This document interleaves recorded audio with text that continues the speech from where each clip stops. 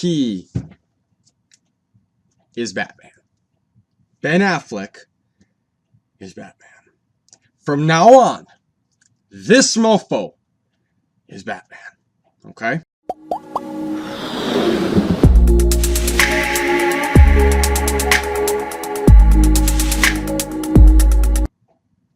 Welcome to my review of Batman v Superman: Dawn of Justice. Now, I would love nothing more than to fanboy the holy shit out of this movie. But I am going to review this movie as a film critic, and I will tell you what I loved, what I liked, what I disliked, and the flaws of this film.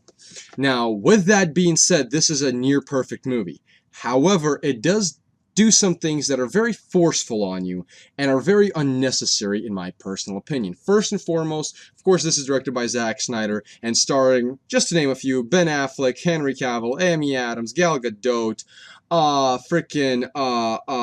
Jesse Eisenberg, and everyone else. Alright, star-studded cast. The movie takes place 18 months after Man of Steel and what transpired in the events of the Black Zero event. And it from the very beginning, make sure that you understand what kind of Bruce Wayne and Batman you are in store for. And Zack Snyder really did show the way he can direct a scene without any words. You know, and you know, people are saying, we don't need to see his parents get murdered again. Trust me, the way Snyder sees it and the way he influences into the story is phenomenal. Also, I want to say this is a much darker Batman than even I anticipated. I mean, sure, inspiration from Frank Miller all day, but wow. And he legitimately killed people in this movie.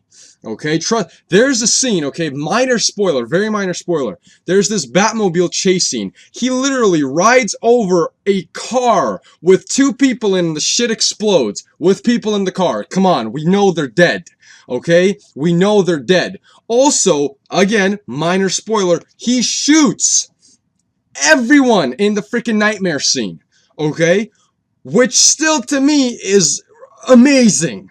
But the fact that he killed people in the real world was just holy shit. But this Batman, back to the point. I'm sorry I'm fanboying. Back to the point. I thought that this take on Batman was a lot darker than even I anticipated, and what I loved about it is how amazing Ben Affleck is as Bruce Wayne. In my opinion, this is the best actor for this role. He was phenomenal. He literally, if it wasn't for Jesse Eisenberg, this mofo would have stole the show, and I'll get to Jesse Eisenberg in a second because my boy stole the fucking show. Back to Ben Affleck. You know, he was this very interesting, very deep, very motivated, very lost human being in Bruce Wayne. And I thought the way that Alfred counteracted that part was just brilliant. And the way that Ben Affleck properly portrayed him as the Batman, how terrifyingly good he looked inside that suit, how amazingly he moved, excuse me. It was just so well put together, and I thought that what drove him to what he did in the movie was properly put on screen. I will say this though, those 30 minutes that got cut from the movie that will be available on the Ultimate Cut, which will be rated R, did feel like they were missing. I will say that. That to me, and I felt that too. I thought that this movie could have kept going. At least for me. Some people may have think it's already been too long. But in my opinion, those 30 minutes could have really done a lot more for this film. But with that being said, that the movie doesn't necessarily flaw in that manner. It doesn't even necessarily feel unfinished. It just feels that it could only have benefited from those 30 minutes. You know what I'm saying? But back to the point. So we've established Ben Affleck is the best at what he does right now. He is the best Batman you will ever see, point blank, period. We've established that he's dark. We've established that he's a very rich character. Now I want to say this about Clark Kent, Kal-El, and Superman. They went in a very different direction with him. Very different than what I anticipated. They made him more... They wanted to focus on... Snyder wanted to focus on more of his relation between him and Lois Lane, and that brings me to one of the major flaws of the film. Lois Lane was shoved down our throats unnecessarily. Okay, I just think she was all over the place for no apparent reason. She was just forced, and I understand that Snyder wanted to build this rich character that had really rich storytelling and really rich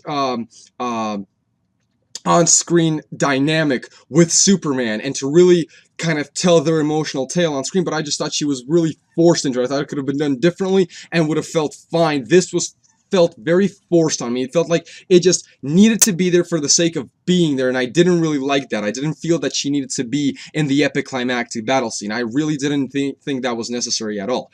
But back to Kal-El, I thought that his story arc with Lois Lane on the outside of her being in places she shouldn't be, in my opinion, was very good. And I thought the way that the world saw Superman, which was kind of the first story arc of the film going into the second act of the movie, was very, very good, very well done. I just think it ended too quickly, and I wanted them to explore it more. And again, I do think that they did, but those 30 minutes really did cut a lot. But to me, it just felt a little bit short over there. But for what it was fantastic. Don't get me wrong. That story arc was great. But I also love his interaction with his mom.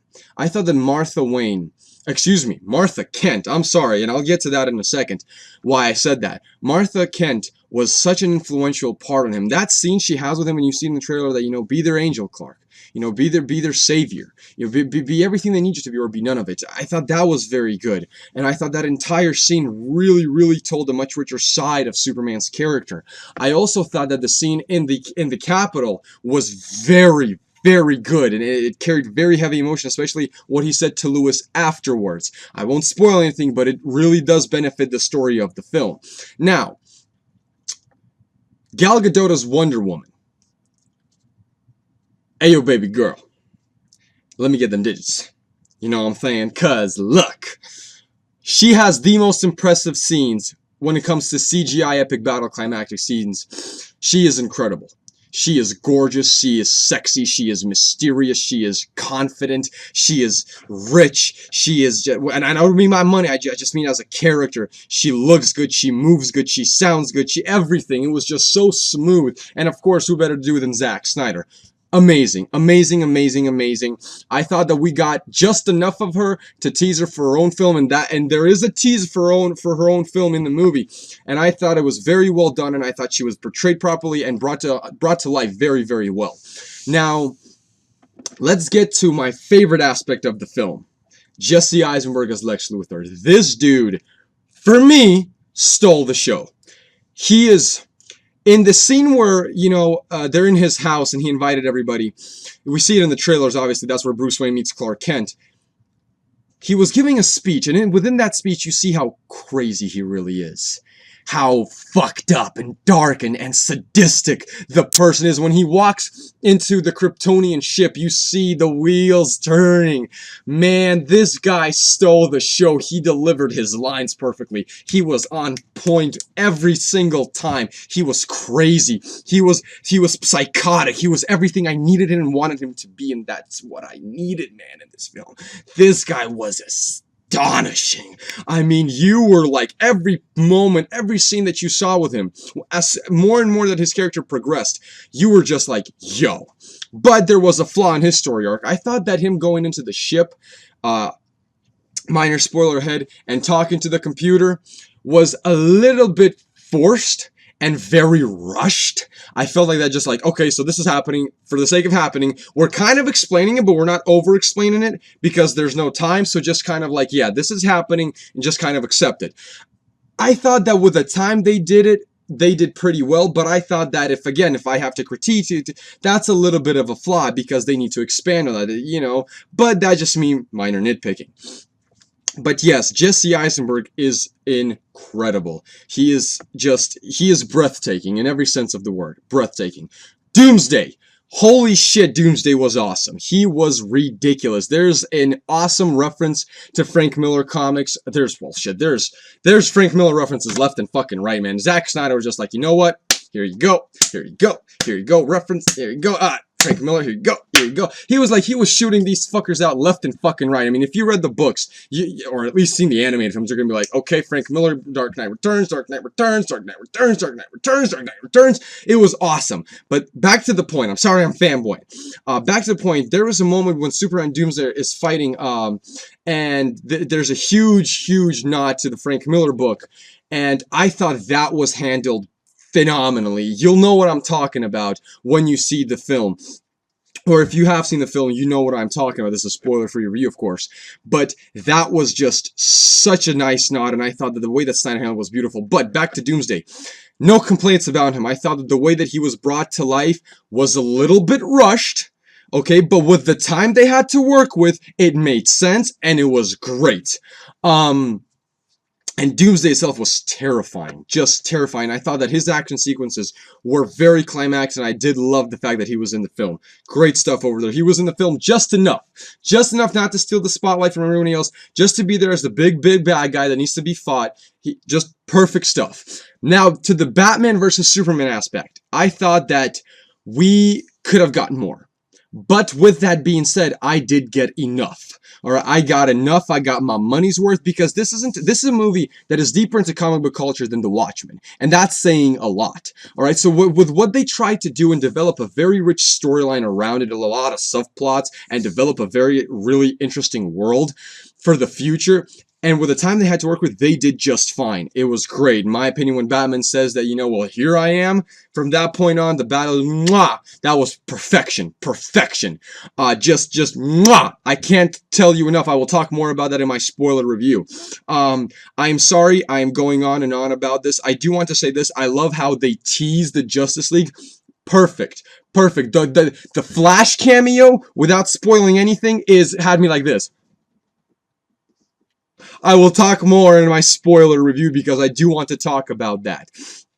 All in all, this was incredible. This is my favorite Zack Snyder film. It just beat The Watchmen by a little.